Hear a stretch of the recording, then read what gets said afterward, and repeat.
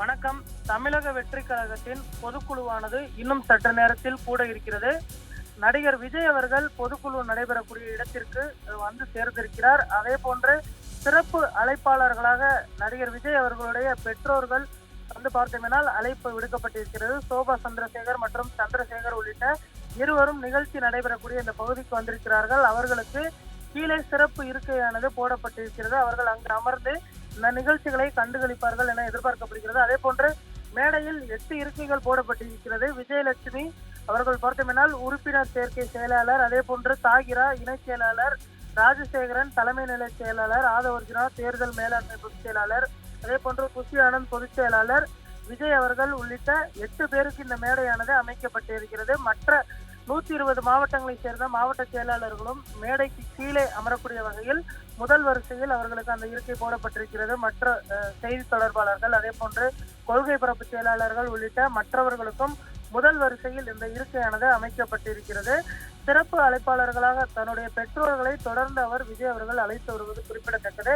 அதே போன்ற ஒரு நிகழ்வாகத்தான் இன்று நடைபெறக்கூடிய இந்த கூட்டத்திற்கும் விஜய் அவர்கள் இந்த அழைப்பினை விடுத்திருப்பது குறிப்பிடத்தக்கது. நிகழ்ச்சி நடைபெறக்கூடிய இடத்திற்கு காலை முதலே தொண்டர்கள் வந்திருக்கிறார்கள்.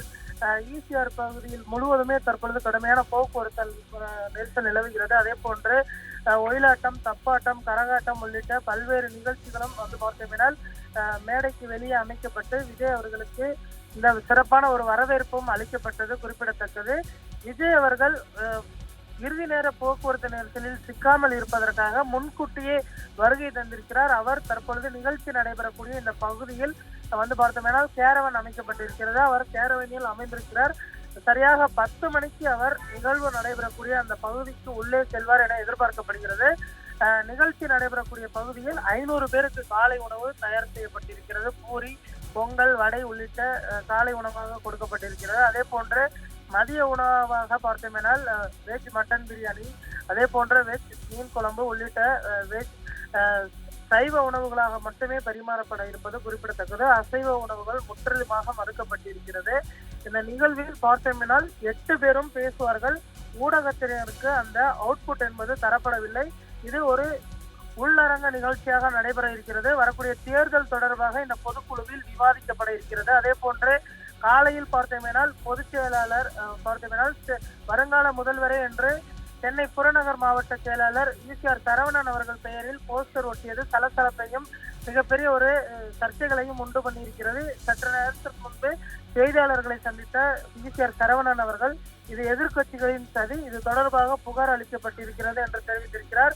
அதே போன்று மத்திய கைலாஷ் உள்ளிட்ட பகுதிகளில் பார்த்தோம்னால் பிரசாந்த் கிஷோர் அவர்கள் உதவி இல்லாமலேயே முதல்வராக வந்து பார்த்தோம்னால் விஜய் அவர்களை அமர வைப்போம் என்றும் தெரிவிக்கப்பட்டிருப்பது குறிப்பிடத்தக்கது. இது போன்று ஒரு பொதுக்குழு நடைபெறுவதற்கு முன்பே பல்வேறு சர்ச்சை போஸ்டர்களும் அங்கங்கே ஒட்டப்பட்டிருப்பது குறிப்பிடத்தக்கது.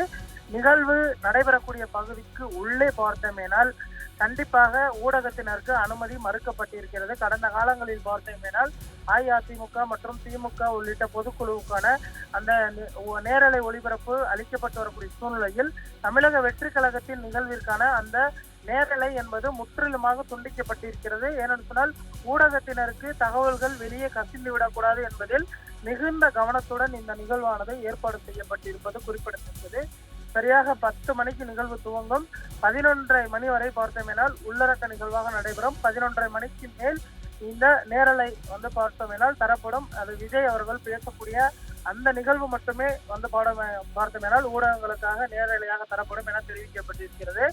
காலை 500 பேருக்கு அந்த காலை உணவு அளிக்கப்பட்டது. மதியம் 2500 பேருக்கு சைவ உணவு அளிப்பதற்கான அந்த பணிகள் தற்பொழுது மும்முரமாக நடைபெற்று வருகிறது.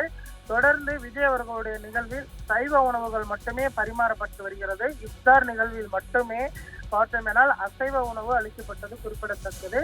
இந்த சைவ உணவு தற்பொழுது தயாரிக்கக்கூடிய பணியில் சமையல் கலைஞர்கள் பார்த்தோம்னால் 100க்கும் மேற்பட்டோர் ஈடுபட்டு வருகிறார்கள். அவர்கள் வந்து பார்த்தோம்னால் நிகழ்வில் பங்கெடுத்திருக்கக்கூடிய அனைவருக்குமே இந்த சைவ உணவானது அளிக்கப்பட இருக்கிறது. அதே போன்ற அழைப்பிதழ் இருக்கக்கூடிய நபர்களுக்கு மட்டுமே உள்ளே வந்து அனுமதி அளிக்கப்பட்டிருக்கிறது. அதே போன்று விஜயனுடைய ரசிகர்கள், தொண்டர்கள் உள்ளிட்ட ஏராளமானோர் மண்டபத்திற்கு வெளியே குவிந்திருக்கிறார்கள். அவர்களுக்கு கண்டிப்பாக பார்த்தோமெனால் துபாயை சேர்ந்த செக்யூரிட்டி ஏஜென்சி அனுமதி மறுக்கப்பட்டிருக்கிறது. அதே போன்று இங்கு காவல்துறையினர் பாதுகாப்பும் அளிக்கப்பட்டிருப்பது குறிப்பிடத்தக்கது. ஏதேனும் அசம்பாவித நிகழ்வுகள் நடைபெறாத வண்ணம் இந்த பாதுகாப்பு பணிகளும் தற்பொழுது நடைபெற்று வருகிறது.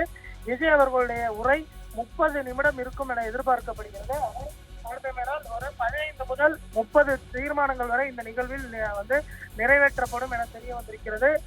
சட்டம் ஒழுங்கு, அதே போன்று பெண்கள் பாதுகாப்பு, இருமொழி கொள்கை தீர்மானம், அதே போன்று தொகுதி மறுவரை உள்ளிட்ட பல்வேறு முக்கிய பிரச்சனைகள் குறித்தும் இது பொதுக்குழுவில் தீர்மானமானது நிறைவேற்றப்படுகிறது. அதே போன்று ஒன்றிய அரசை கண்டித்தும் அதே போன்று மாநில அரசை கண்டித்தும் பல்வேறு முக்கிய தீர்மானங்கள் இடம்பெறும் எனவும் எதிர்பார்க்கப்படுகிறது.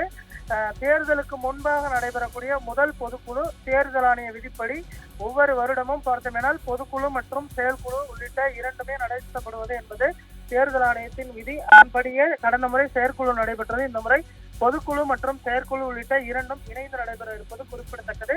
இந்த பொதுக்குழுவில் சாரசாரமான விஷயங்கள் விவாதிக்கப்பட இருக்கிறது. தேர்தலுக்கு முன்பு நடைபெறுவதால் மிகுந்த எதிர்பார்ப்புகளை கிளப்பியிருக்கிறது.